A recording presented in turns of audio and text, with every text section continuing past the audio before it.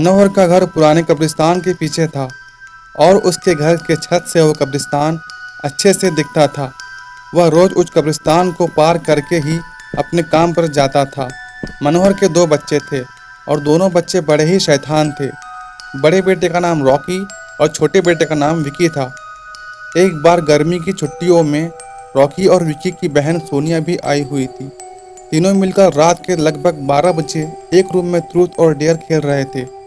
Tony Sonia को पूछता है, तुम ट्रूथ लोगी या डेयर? सोनिया डेयर लेती है और पूछती है कि तुम लोग कुछ खतरनाक करने के लिए तो नहीं कहोगे ना? ये हुई ना बात, तो जाओ अब छत पर से घूम कर आओ और छत पर रखे गमले से एक फूल तोड़ कर लाना, तभी हमें पता चलेगा कि तुम छत पर से आई हो। वहाँ से तो कब्रिस्तान दिखता है। नहीं, मैं नहीं जाऊंगी वहाँ। रॉकी और विकी दोनों सोनिया को छत पर जाने के लिए ज़बरदस्ती बोलते हैं।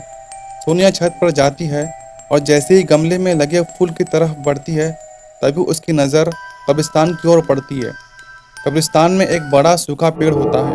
वह देखती है कि उस पेड़ पर एक सर कटी हुई लाश लटक रही होती है। सोनिया उसे देखती है और जोर से चिल्लाती हुई बेहोश हो जाती है। फिर जब सोनिया बहुत देर तक छत पर से नहीं लौटती तो रॉकी और विकी दोनों डर जाते हैं और वह छत पर जा करके देखते हैं तो पाते हैं कि सोनिया बेहोश पड़ी है और वह तुरंत मनोहर को बुलाते हैं और सारी बात बताते हैं। तुम तीनों को ऐसा खेल खेलने की जरूरत क्या थी?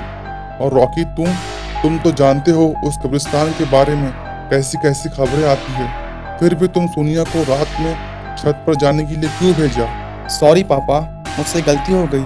हम आगे से ऐसा नहीं करेंगे। और फिर कभी दोबारा ऐसा काम किया तो तुम दोनों को उसी कब्रिस्तान में छोड़ आऊंगा। अच्छा सोनिया बेटी, ये बताओ तुमने वहाँ ऐसा क्या देख लिया कि तुम बेहोश हो गई? सोनिया सहमी हुई हालत में मनोहर को सारी बातें बताती है। उसने क्या क्या देखा।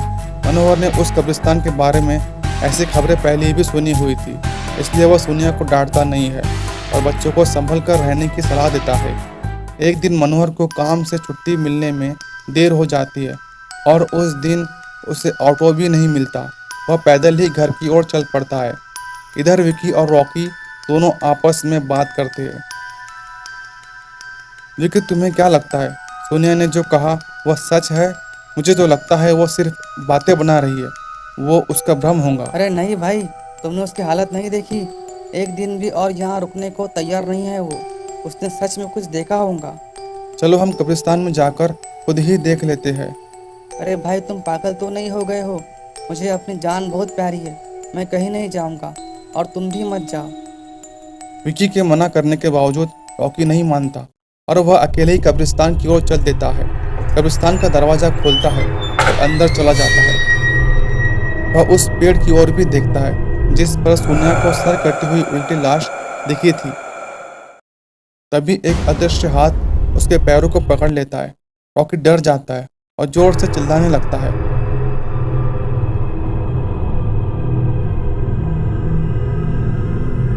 दूसरे कोने पर एक कब्र होती है जो कि खुली होती है। उसके ऊपर खून लगा होता है। वह अदृश्य हाथ रॉकी को खींच कर लाते हैं और उस कब्र में ढकेलने की कोशिश करने लगते हैं।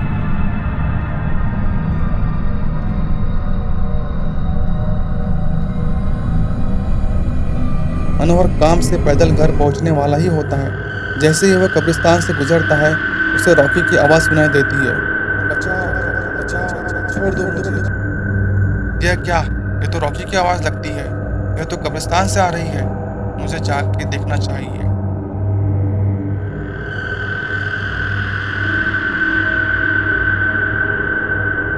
मनोहर कब्रिस्तान के चारों ओर देखता है लेकिन रॉकी कहीं नहीं दिखाई देता।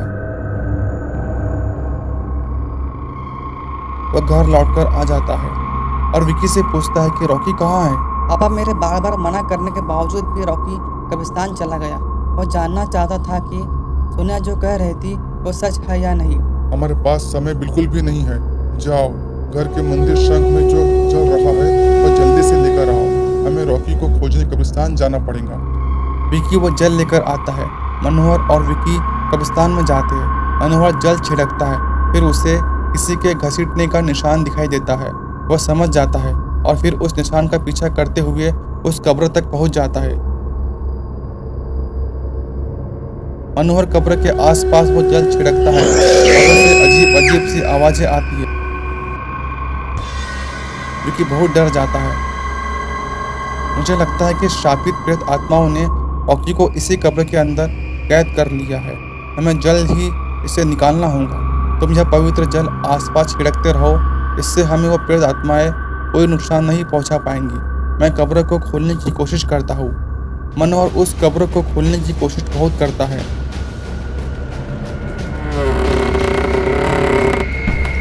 अंत में वह कब्र खुल जाती है। उसके अंदर रॉकी लत-पत बेहोश पड़ा होता है। मनोहर रॉकी को लेकर हॉस्पिटल जाता है। उसकी हालत बहुत गंभीर होती है।